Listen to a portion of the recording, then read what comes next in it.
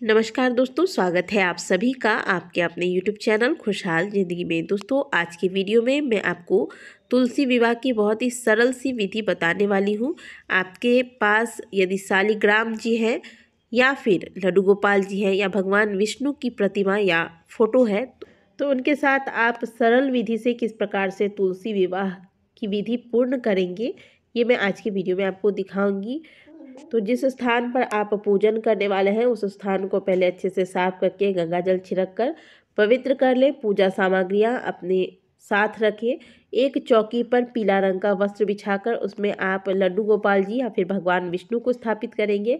और जिन तुलसी जी की आपने पूरे कार्तिक महीने में पूजा की है, सेवा की है, उन्हीं तुलसी जी के साथ विवाह कराएंगे। तो आप अगर आंगन की तुलसी है तो वहाँ भी आप तुलसी विवाह करा सकते हैं, नहीं तो आपने अगर अलग से पॉट लगाया है तो उसमें भी आप तुलसी विवाह करा सकते हैं। और तुलसी जी को जिस भी गमले में आपने लगाया है उस गमले के चारों ओर इस प्रकार से लाल रंग की चुनरी या फिर कपड़ा या फिर बहुत से लोग साड़ी भी अर्पित करते हैं, तो आपको इस तरीके से वस्त्र ओढ़ा देना है या पहना देना है, जैसे कि आप स्क्रीन पर देख रहे हैं। इसके बाद गन्ना ले लीजिएगा। अगर आपके पास बड़े बड़े साइज का गन्ना है, यानी कि पूरा जो गन्ना आता है वो अगर आपके पास है 5 या 6 7, तो उनसे आप मंडप बनाएं। और अगर नहीं है तो एक इस प्रकार से एक टुकड़ा गन्ना भी आपको तुलसी जी के पास इस तरीके से अवश्य रखना है। आज के दिन सबसे पहले पूजन में कलश स्थापना किया जाता है, तो मैं बहुत ही साधारण सी आपको विधि बता रही हूँ। आप चाहे तो बिना कलश स्थापना के भी आप तुलसी विवाह करा सकते हैं। तो थोड़ा सा फूल पत्ती इत्यादि का आसन देकर इस पर आप छोटा सा कलश स्थापित करेंगे। इसमें जल भर लीजिएगा, गंगा जल डाल के इसमें एक सिक्का, सुपारी और पान डालकर ऊपर से एक छोटा सा प्लेट रखिएगा। इसमें आप चावल डालिएगा। देखिए, एकादशी है तो चावल का प्रयोग एकादशी पर नहीं किया जाता है, लेकिन आप पूजन जब आप तुलसी विवाह करा रहे हैं तो उसमें चावल का प्रयोग किया जाता है। लेकिन अगर आप नहीं करना चाहते हैं तो आप चावल के स्थान पर यहाँ पर काले तिल का भी प्रयोग कर सकते हैं। ठीक है, तो इसके ऊपर आपको कलश के ऊपर एक दीपक लगा देना है। दीपक घी का हो तो अच्छा है, नहीं तो आप तिल के तेल का प्रयोग करें।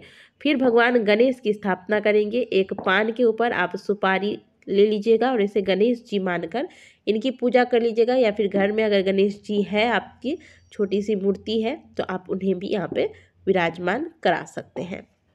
तो यहाँ भगवान की स्थापना हो गई है। अब हम जो दीपक हमने कलश पर रखा है इस दीपक को प्रज्वलित करेंगे, क्योंकि दीपक जलाए बिना कभी पूजा आरंभ नहीं किया जाता। अब हमने दीपक प्रज्वलित कर लिया है, अब पूजा आरंभ करेंगे। 1 लोटा जल में गंगा जल डाल लीजिएगा। अब इस जल से पहले स्नान कराएंगे भगवान को।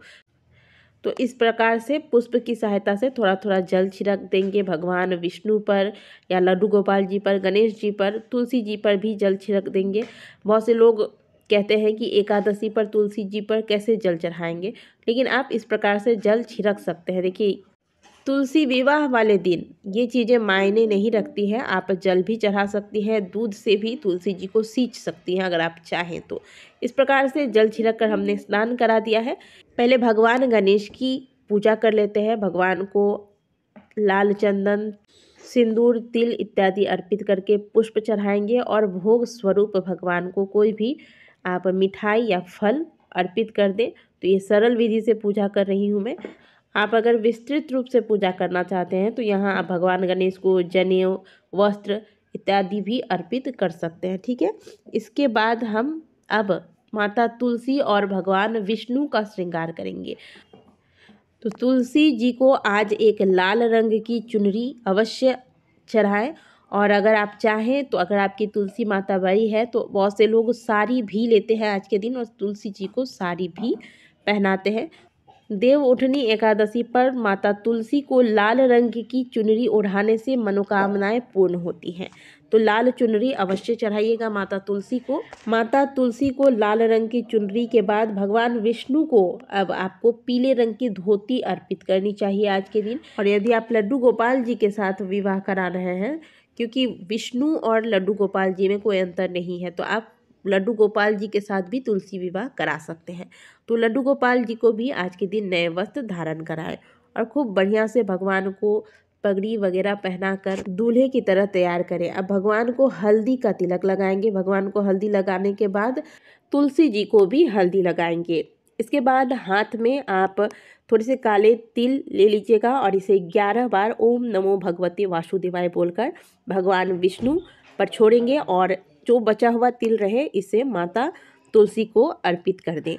अब माँ तुलसी के लिए जो आपने श्रृंगार की सामग्रियाँ रखी हैं उनमें जो आपने चूड़ियाँ रखी होंगी, वैसे आप कोशिश कीजिएगा कि लाल रंग की चूड़ियाँ रखें। यहाँ मुझे पूरा लाल रंग का चूड़ी नहीं मिला, तो जो है अभी फ़िलहाल मैं उसी से आपको विधि करके दिखा रही हूँ। तो आप इनमें से 2 चूड़ियाँ माता तुलसी को इस तरीके से पहना देंगे और बाकी की चूड़ियाँ माता को वहीं अर्पित करके छोड़ देंगे। आप देख लीजिएगा, यदि आपका तुलसी का पौधा बहुत छोटा है तो आप नहीं पहनाइएगा चूड़ी, नहीं तो तुलसी जी को नुकसान हो सकता है, टहनियाँ टूट सकती है। आप केवल ऐसे में वहाँ माता तुलसी के पास ये चीज़ें समर्पित करके छोड़ दें।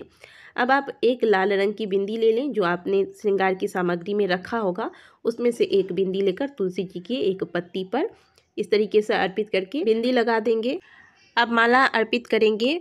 माता तुलसी से स्पर्श कराकर वह माला पहले भगवान को अर्पित कराएंगे, फिर भगवान से स्पर्श कराने के बाद यह माला तुलसी जी को अर्पित करेंगे। इसके बाद गठबंधन किया जाता है। तो आपने जो भगवान को पीली धोती अर्पित की है, उस धोती और माता तुलसी की चुनरी में एक सिक्का और एक हल्दी की गांठ डालकर फिर गठबंधन करेंगे। गठबंधन विवाह के समय ही किया जाता है, तो वो मैं आपको यहाँ पे करके नहीं दिखा पाऊंगी अभी। और आप धोती के स्थान पर कलावे का भी प्रयोग कर सकते हैं, जैसा आप स्क्रीन पर देख रहे हैं। कलावा ले लीजिएगा और भगवान के कंधे पर डालकर फिर इसके साथ भी आप गठबंधन कर सकते हैं, यदि आपने धोती नहीं चढ़ाई है तो।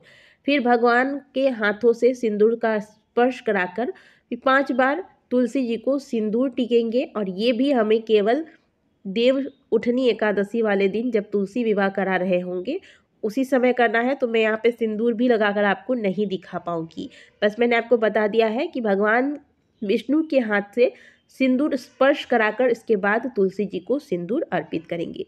फिर भगवान को जो इस मौसम के फल होते हैं, जैसे आंवला, सिंघाड़े का फल, नारंगी, केले वगैरह, जो भी आपको फल इस मौसम में प्राप्त होता है वह फल और कुछ मिठाइयाँ अर्पित करें।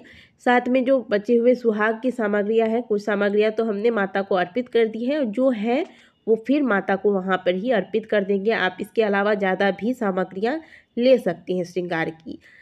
फिर पुष्प इत्यादि से भगवान के आसन को सुंदर से सजाने के बाद अब बारी आती है फेरे की। तो फेरे आप कैसे लगाएंगे? फेरे के लिए आप हाथ में एक दीपक ले लीजिएगा। इस दीपक को आप भगवान विष्णु और तुलसी जी को दिखाते हुए 7 बार घुमा लीजिएगा। इस प्रकार से आप फेरे कर दीजिएगा। और नहीं तो आप तुलसी जी के चारों तरफ भगवान विष्णु की फ़ोटो या मूर्ति है उन्हें लेकर 7 बार घूम लें। इस प्रकार से भी आपकी जो फेरे की रस्म है वो पूरी हो जाती है। इसके बाद भगवान विष्णु और माता तुलसी पर पुष्पों की वर्षा करेंगे। और जब आप फेरे की विधि पूर्ण कर लेते हैं तब भगवान विष्णु के लेफ्ट साइड में यानी कि बाईं ओर तुलसी जी को स्थापित कर दें और तुलसी जी के दाहिनी ओर भगवान विष्णु को स्थापित किया जाता है। विवाह के बाद ये कार्य जरूर कर लीजिएगा, क्योंकि विवाह के बाद जो पत्नी होती है वह पति के बाईं ओर विराजमान होती है। तो इस प्रकार से तुलसी विवाह की जो विधि होती है वह पूर्ण हो जाती है। फिर वहाँ बैठकर हाथ में पुष्प लेकर तुलसी विवाह की कथा सुने। और आज के दिन 11 दीपदान किए जाते हैं। तो इसके लिए आप एक थाली में 11 दीपक रखिएगा और इसमें घी भरकर फिर इस दीपक को प्रज्वलित कर दीजिएगा। थोड़े से पुष्प अक्षत से दीपक को पूजा करने के बाद इस दीपक से भगवान विष्णु और माता तुलसी की आरती करने के बाद इन 11 दीपकों को वहाँ पूजा स्थान पर सजाकर रख दें। इस प्रकार से तुलसी विवाह की यह बहुत ही सरल सी विधि पूर्ण हुई। अब विवाह के पश्चात यहाँ बैठकर आप तुलसी विवाह के गीत गाएं या फिर जो भी आप भजन कीर्तन इत्यादि करना है वो करने के पश्चात रात्रि जागरण करें। तो दोस्तों ये थी तुलसी विवाह की बहुत ही सरल सी विधि। यदि आपको वीडियो अच्छी लगी हो तो वीडियो को लाइक ज़रूर कीजिएगा। कमेंट बॉक्स में जय तुलसी मैया अवश्य लिखिएगा।